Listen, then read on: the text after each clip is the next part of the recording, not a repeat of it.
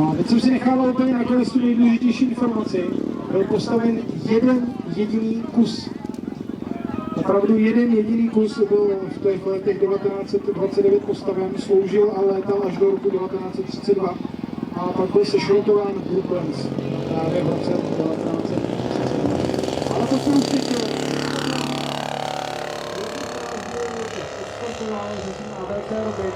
Neočekávejte žádné velké brikule, je to prostě maketa, která by to měla opravdu umí létat a manévrovat do vzduchu. Třeba zrovna teď je krásně vidět, jak se to letadlo dá potopit na malém poloměru a vrátit se zpátky na plochu Holešovského letiště. A ten se robí hodně nízko.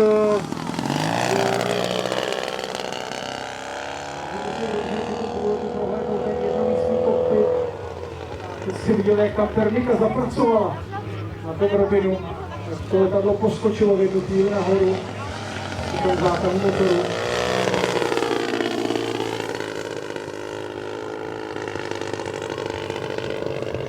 A je krásně vidět, jak to letadlo opravdu není tak na malý rychlosti. Získat tu informace o tom, jak to bylo svou plochy, tak reálu to bylo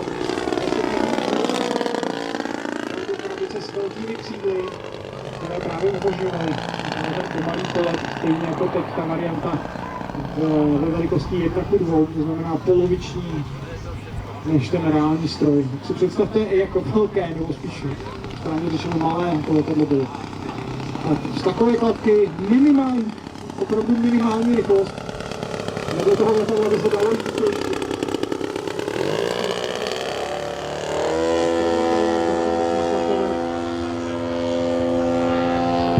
Super, že nám opravdu ukazuje Josef Brazdil akciálního úspěchu.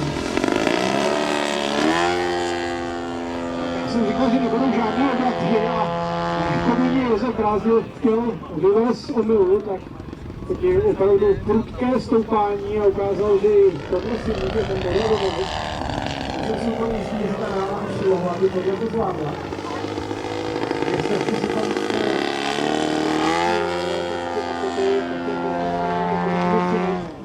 tomu tak, jako by se nechovalo. Josef Brazdil s A.B.C. Robinem vystřihl krásný přemet, teď souvrat.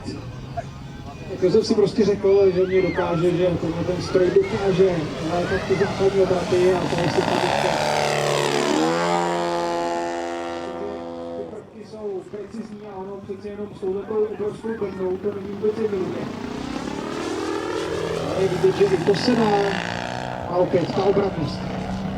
V podstatě zamítí vzoru.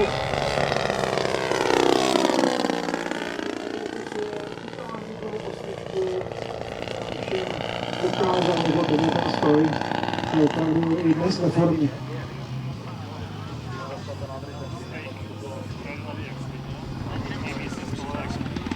Precizní přistání.